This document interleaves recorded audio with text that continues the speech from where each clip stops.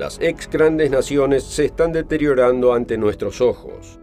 Parece que la mitad de los que nos rodean están enojados con la otra mitad, y esa otra mitad está feliz en devolver la ira y el odio. Los que gritan más fuerte por la tolerancia resultan estar entre los más intolerantes del grupo.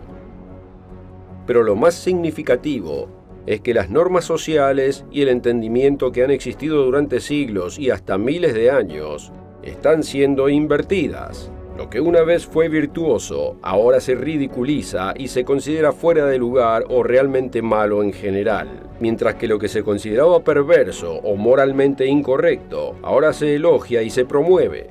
El mundo está en caos. Y aunque sorprenda a muchos, ese caos tiene sus raíces en la incapacidad de la civilización para responder una simple pregunta: ¿quién decide el bien y el mal? Acompáñenos en el mundo de mañana, donde responderemos a esa pregunta juntos.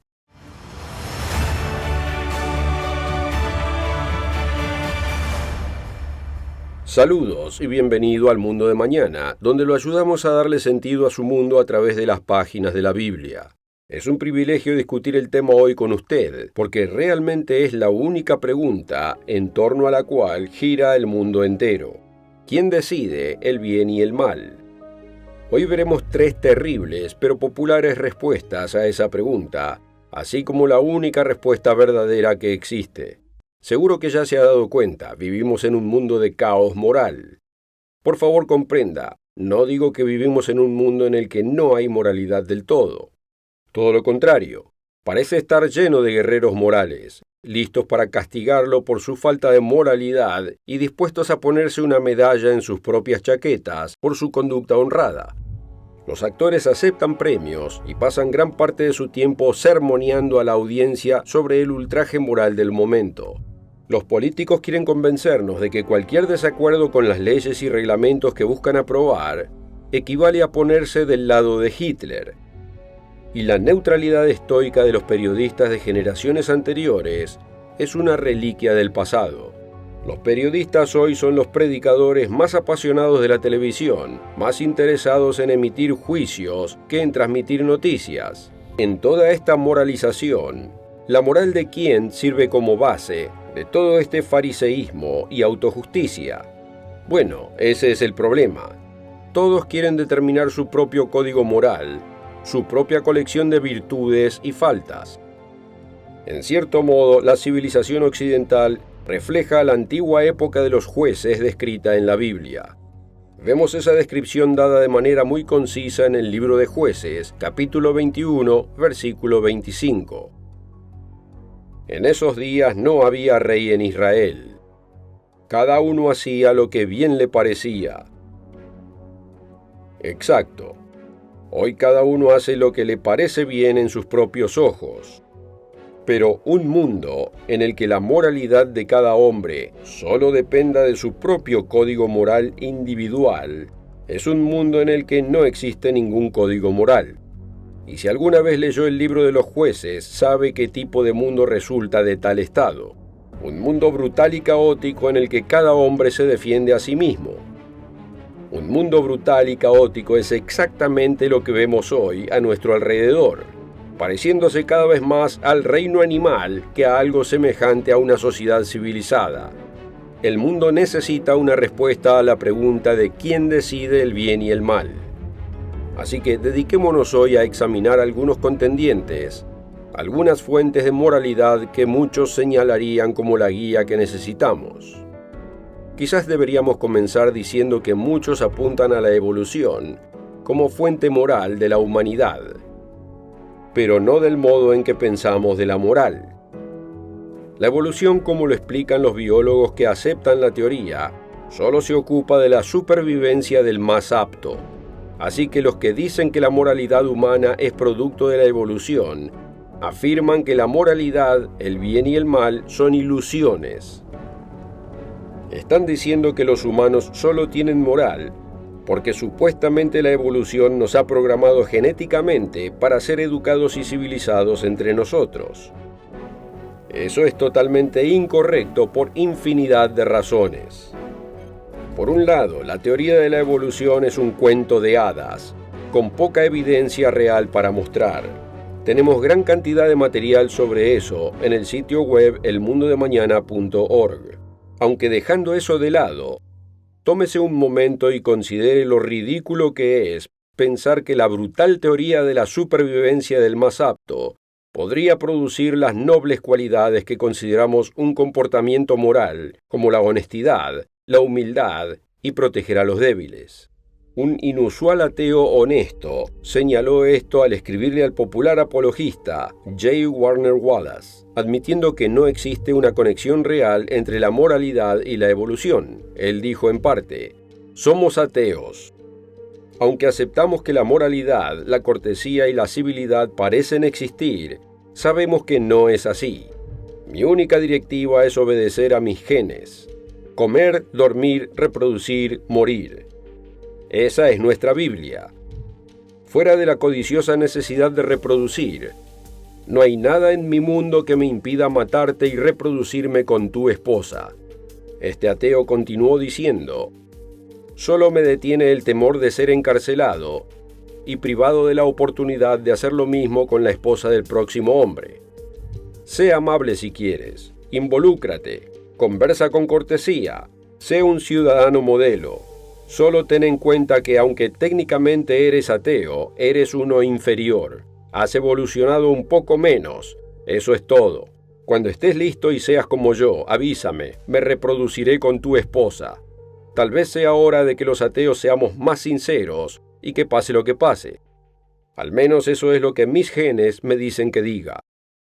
Yo sé que muchos ateos no están de acuerdo con este individuo. Pero ¿con qué bases están en desacuerdo? Aunque fuera cierta la evolución, no sería una guía de lo moralmente bueno y correcto.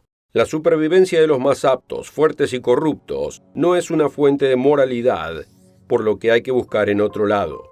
Ya hemos visto que incluso si la evolución fuera cierta, y no lo es, no hay razón para pensar que un sistema de virtud moral surgiría de la lucha brutal por la supervivencia y la reproducción.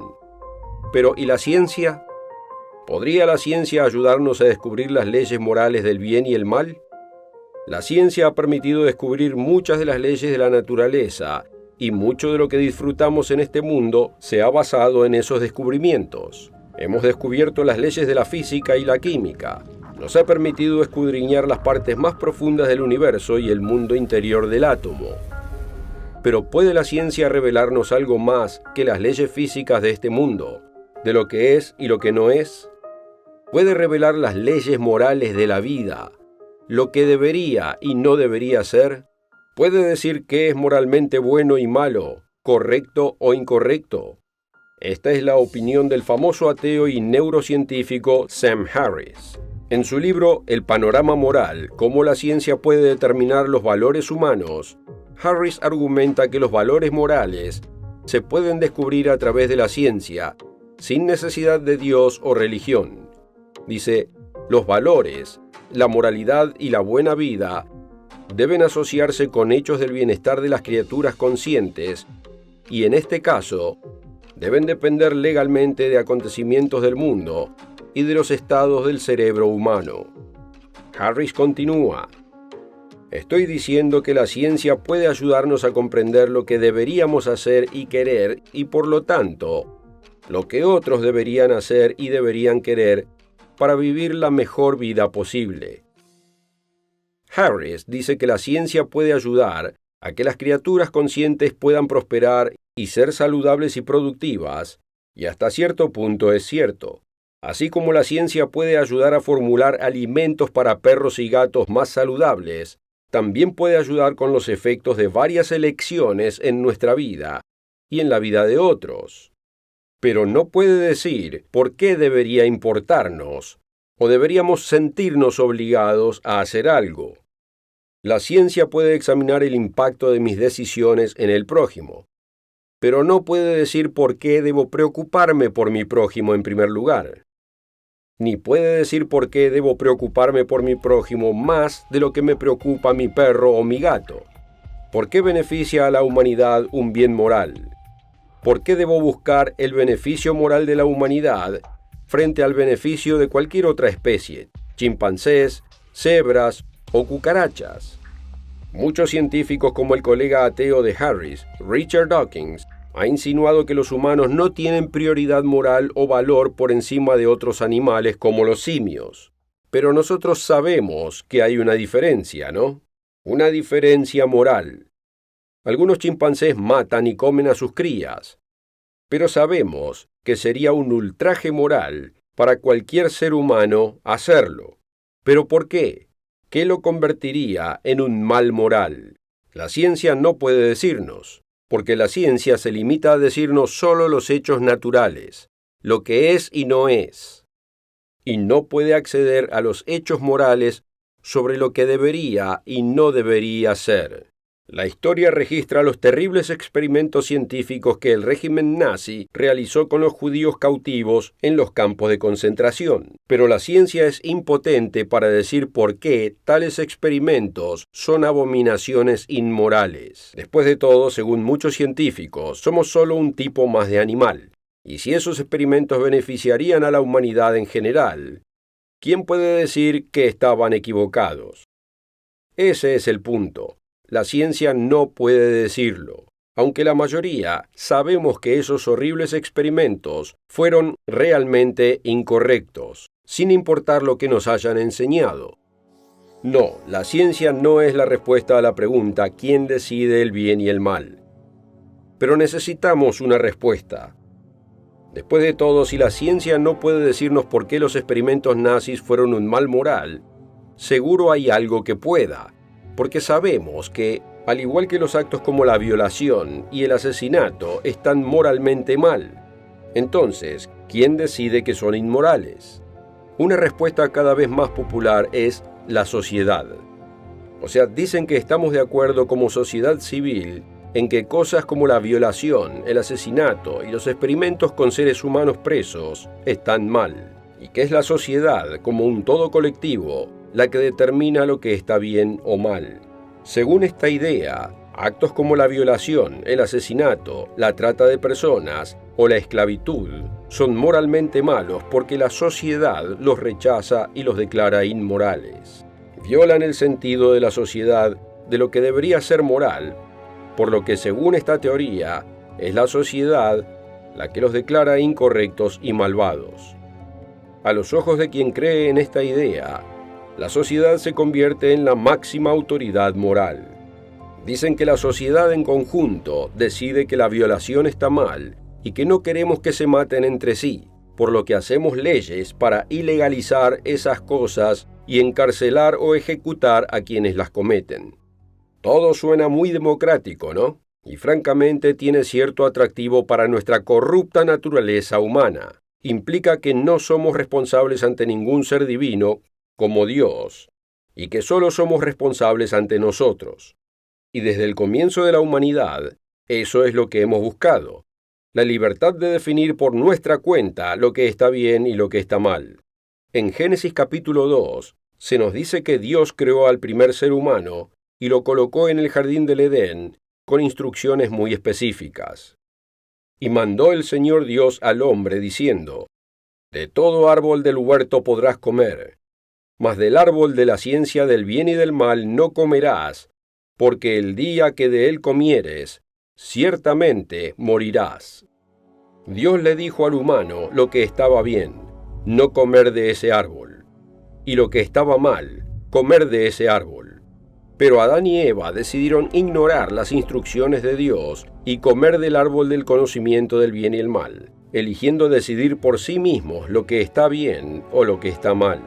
Y todos hemos estado repitiendo la decisión de Adán y Eva a nuestro modo individual durante los últimos miles de años.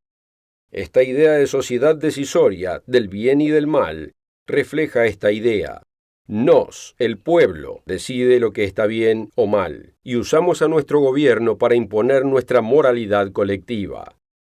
Pero tal enfoque está plagado de contradicciones y produce consecuencias realmente horribles. Por ejemplo, considere el horror de la esclavitud en Estados Unidos antes de la Guerra Civil. Ahora reconocemos que la esclavitud fue una mancha moral en la historia de Estados Unidos. Pero si la sociedad determina lo que está bien o mal, Entonces la esclavitud era moralmente aceptada en los 1700 y 1800 porque la sociedad la aprobaba, pero ahora es considerada inmoral porque la sociedad no la aprueba. No tiene sentido. Considera el genocidio de la Segunda Guerra Mundial una de las mayores inmoralidades de la historia, en la que millones de seres humanos fueron exterminados como animales. Fue el genocidio un bien moral en la Alemania nazi, pero ahora es un mal abominable porque los nazis perdieron. ¿Habría seguido siendo un bien moral si Alemania ganaba la guerra? ¿Cambia la moralidad en función de quién gana y quién dirige la sociedad? Por supuesto que no.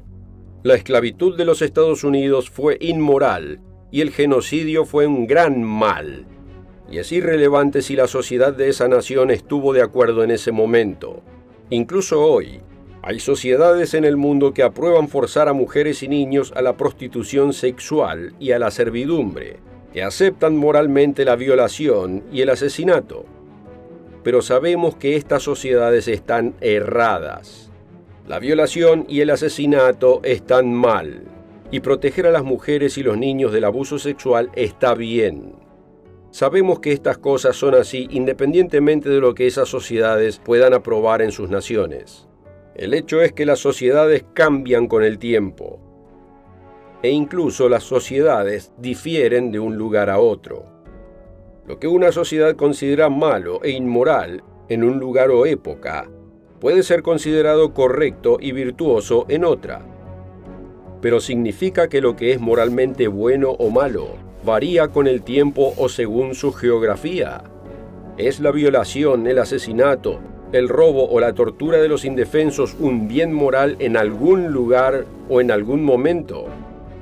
¿Deberíamos aceptar el genocidio, los campos de exterminio camboyanos o la esclavitud de los Estados Unidos como algo distinto a un mal moral, independientemente de la decisión de sus gobiernos o sociedades, o de cómo nuestra propia sociedad pueda cambiar en el futuro? Claro que no. No determinamos los estándares del bien y el mal basados en la decisión de la sociedad. Más bien juzgamos las sociedades según esos estándares.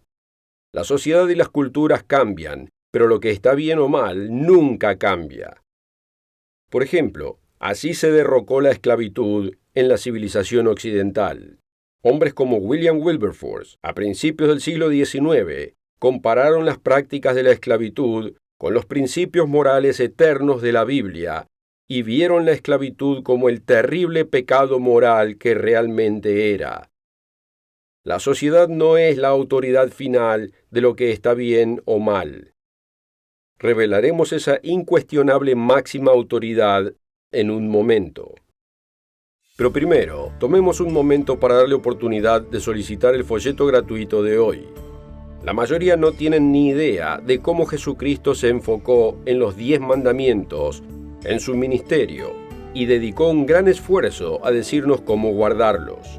Fue el mismo Cristo quien dijo: si quieres entrar en la vida, guarda los mandamientos.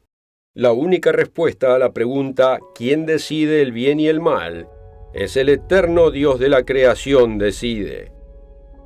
Su propio carácter es moralmente puro y bueno, y sus mandamientos reflejan ese carácter perfecto. El apóstol Pablo, hablando de los mandamientos y la ley de Dios, dice en Romanos 7, versículo 12, la ley es santa, y el mandamiento es santo, justo y bueno. Los mandamientos de Dios fluyen de su carácter moral perfecto, y de su bondad, Él nos muestra lo que es correcto y bueno. Como escribió el rey David en el Salmo 25, bueno y recto es el Señor, por eso enseña a los pecadores el camino. Por eso tenemos un cierto sentido natural limitado del bien y el mal encontrado en las culturas de todo el mundo, no debido a la evolución, sino a nuestro Creador común. Pablo dice en Romanos 2, versículos 14 y 15, que hasta cierto punto todos los humanos creados por Dios tienen un sentido de lo que está bien o mal, pero no del todo. Comprender la totalidad del bien y el mal requiere una relación con nuestro Creador, permitiéndole que nos instruya y que Jesucristo nos guíe. La Biblia profetiza un tiempo en que todo el mundo buscará el conocimiento de Dios para entender lo que está bien o está mal. Miqueas 4, versículo 2, habla de una de esas profecías. Vendrán muchas naciones y dirán: venid y subamos al monte del Señor y a la casa del Dios de Jacob, y nos enseñará en sus caminos, y andaremos por sus veredas, porque de Sión saldrá la ley, y de Jerusalén la palabra del Señor. Ese tiempo llegará con el regreso de Cristo. Pero usted y yo no tenemos que esperar. Podemos aprender la diferencia divina entre el bien y el mal e implementarla en nuestra vida ahora si dejamos que Dios nos enseñe esa diferencia. Muchas gracias por seguirnos. Apreciamos que nos haya acompañado. En el mundo de mañana nos esforzamos por darle sentido a su mundo a través de las páginas de la Biblia. Espero que haya sido de beneficio. Si desea la oferta gratuita, hay un enlace en la descripción. Si le gustó este video, presione el botón de suscripción. Y si quiere recibir notificación, haga clic en la campana. Gracias.